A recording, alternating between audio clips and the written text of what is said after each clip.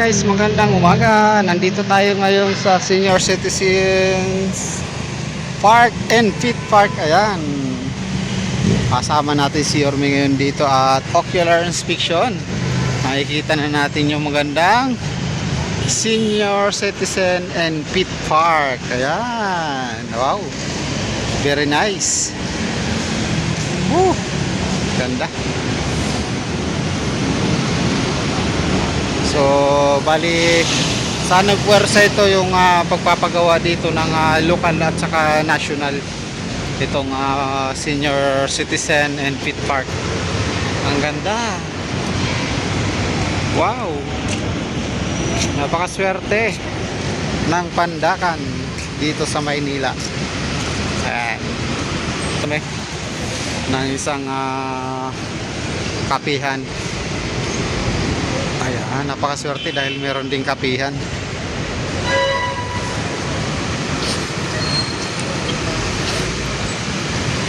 Tsaka yung mga gilid, merong ring mga bamboo trees. Ayan, para presko. Okay, dito merong mga yung malambot siya, yung rubber mat ba yan? Tawag dyan, na pwedeng mag-yoga. Ayan, malambot yan yung area na. So ayun, naayos na rin nila dun. At syempre, bukod dun meron din mga ilaw. Ayan. So ayun yung Yorme. So di tayo ayan, kumuha dun. Huwag muna tayo sumama dun dahil nandyan naman ang ating ibang mga kasama. Yan, kuna na lang natin to rito. Napakaganda kasi meron palang railings na nilagay. Yan, at ang upuan, oh, kahoy na matibay. Wow, napakasosyal. Ayan, oh, napakasosyal ng pasyalan na to dito sa Senior Citizen Fit Park. Alright. Kaway!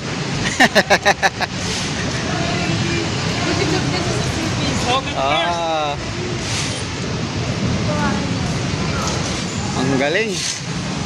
Ganda nito. Ganda nito pag natapos. Senior Citizen Fit Park. Babe. Iba? Ba talaga yung pasyalan ni nanay?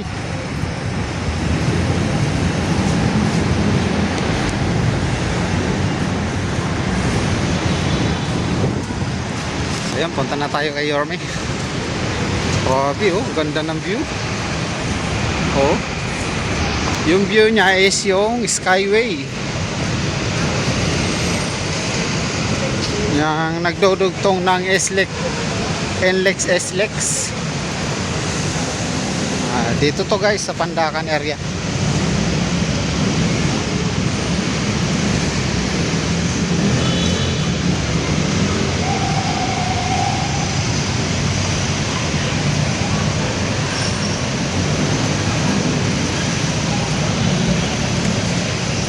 Hi sir.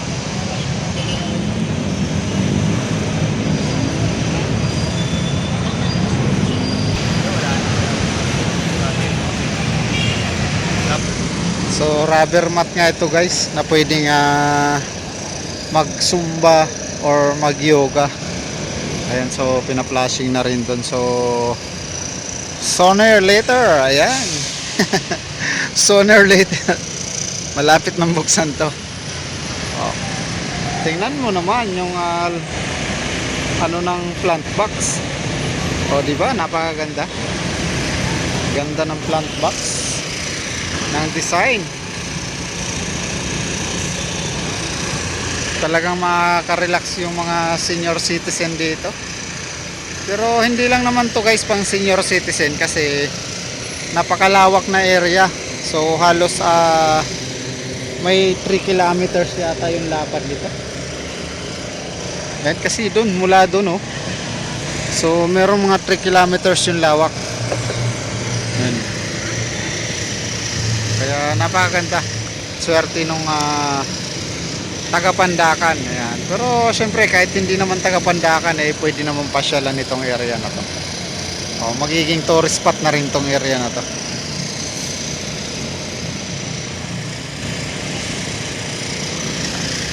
Nag-i-enjoy si Yorme dahil patapos na.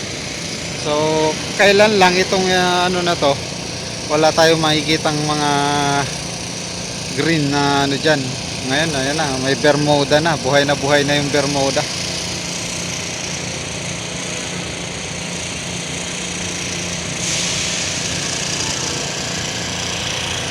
So bali ito ay inspection pa lang naman ito.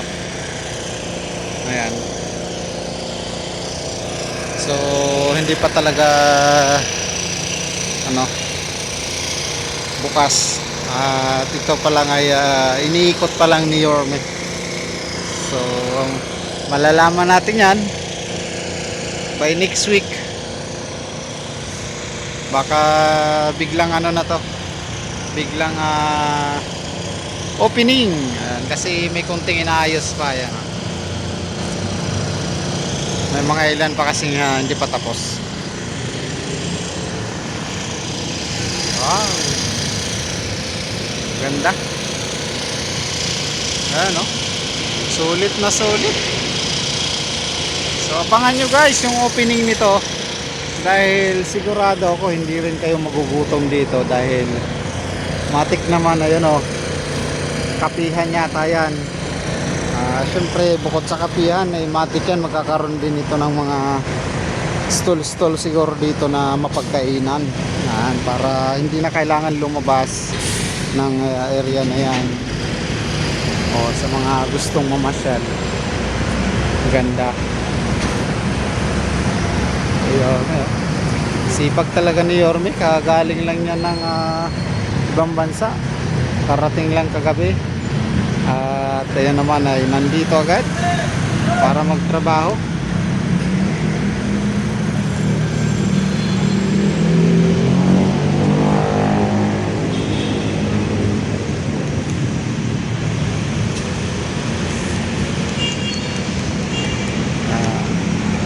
Ito yung mga kagandahan, kay may mga drainage sila na ayan, drainage. Pag dumami yung tubig, ayan, merong ano, tubo para papunta dun sa drainage area.